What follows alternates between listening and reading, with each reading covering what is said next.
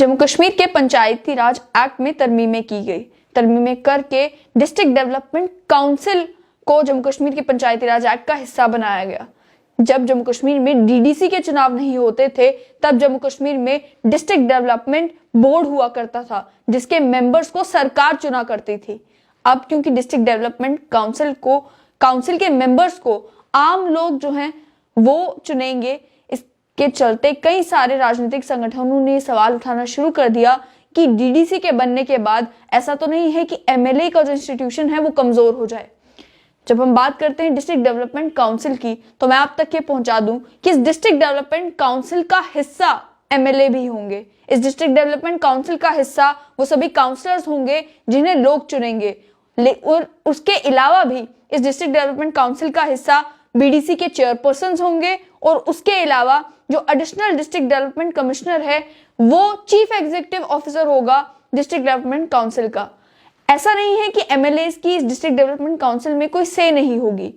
केवल जहां तक बात आती है चेयरपर्सन को इलेक्ट करने की और चेयरपर्सन को रिमूव करने की, वो फैसले केवल इलेक्टेड काउंसलर्स ले पाएंगे, और उन फैसलों में वोट करने का अधिकार केवल उन्हीं लोगों को होगा जिन्हें आम लोगों ने चुना है स्पेसिफिकली डिस्ट्रिक्ट डेवलपमेंट काउंसिल के लिए। एमएलए को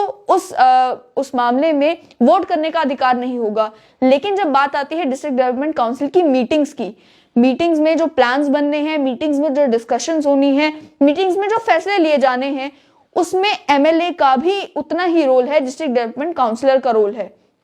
उसके अलावा अब डिस्ट्रिक्ट डेवलपमेंट काउंसिल जब बन जाएंगी तो ये काम क्या करेंगी, तो साफ तौर पर इस एक्ट में बताया गया है कि डिस्ट्रिक्ट डेवलपमेंट काउंसिल जो हैं वो स्टैंडिंग कमिटीज बनाएंगी, और उन स्टैंडिंग कमिटीज के जो मेंबर्स होंगे वो इसी डिस्ट्रिक्ट डेवलपमेंट काउंसिल में से चुने जाएंगे। यानी कि जिन लोगों को हम इलेक्ट करके डिस्ट्रिक्ट डेवलपमेंट काउंसिल का हिस्सा बनाएंगे वही लोग स्टैंडिंग कमिटीज के मेंबर होंगे। और स्टैंडिंग कमिटीज को आप इस तरह से समझ सकते हैं कि जिस तरीके से पोर्टफोलियोज बांटे जाते हैं, उस तरीके से स्टैंडिंग कमिटीज को काम सौंपे गए हैं। अब स्टैंडिंग कमिटीज कौन कौन सी हैं? हर एक डिस्ट्रिक्ट में कम से कम 5 स्टैंडिंग कमिटीज एक डिस्ट्रिक्ट डेवलपमेंट काउंसिल जो है वो बनाएगा। अब ये 5 स्टैंडिंग कमिटीज होंगी: standing committee for finance, standing committee for public works, standing committee for development, standing committee for health and education and standing committee for welfare. ये जो स्टैंडिंग कमिटीज हैं ये अपने अपने सब्जेक्ट्स के साथ डील करेंगी। यानी कि जो स्टैंडिंग कमिटी फाइनेंस की है वो finance, accounts, audit, budget, general administration,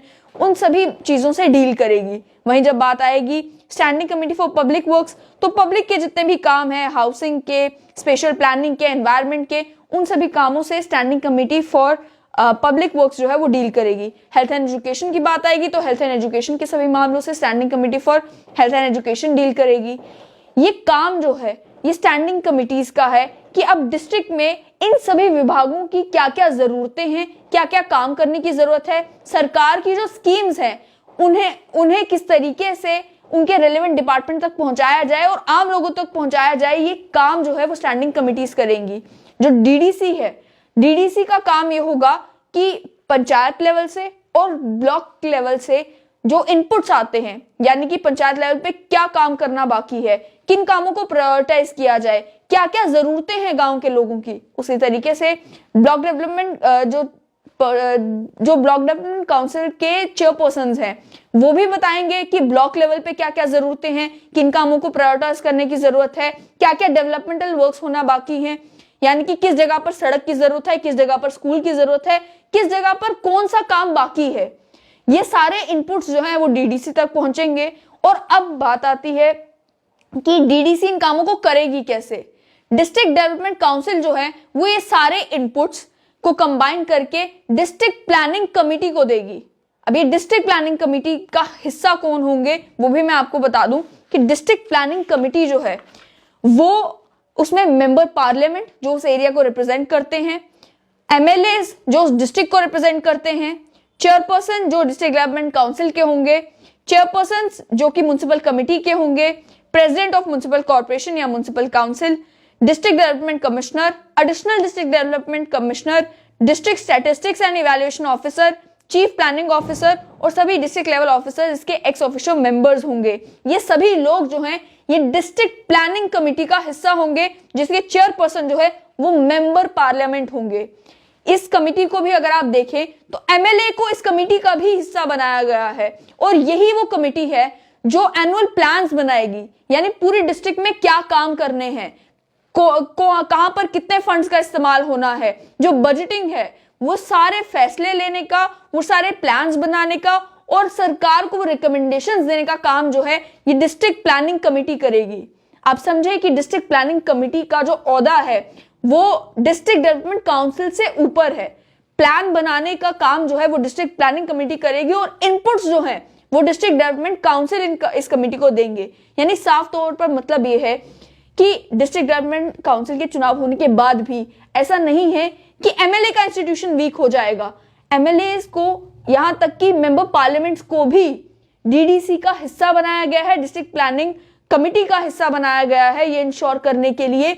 कि ग्रास रूट लेवल पर डेमोक्रेसी तो स्ट्रेंथन हो ही, लेकिन जो लोग लेजिस्लेटर्स हैं, जिनका काम है प्लान्स बनाना, जिनका काम है लॉज बनाना, जिनका काम है कि वो अपनी कॉन्स्टिट्यूएंसी में लोगों का ख्याल रखे,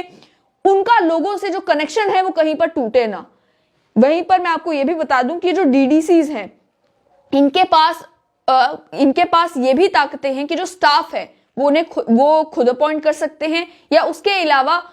सरकार भी डीडीसीज को स्टाफ दे सकती है। और जो फंड्स हैं, डिस्ट्रिक्ट डेवलपमेंट काउंसिल के पास डिस्ट्रिक्ट डेवलपमेंट काउंसिल फंड होगा, जिसमें सरकार के तरफ से जो ग्रांट्स आते हैं वो भी होंगे, और जो डीडीसी के अपने रिसोर्सेज हैं वो भी डीडीसी के फंड का हिस्सा होंगे, और उस फंड का इस्तेमाल करके कोई भी अगर डेवलपमेंटल काम किसी भी एरिया में करवाना है तो वो डीडीसी करवा सकती है।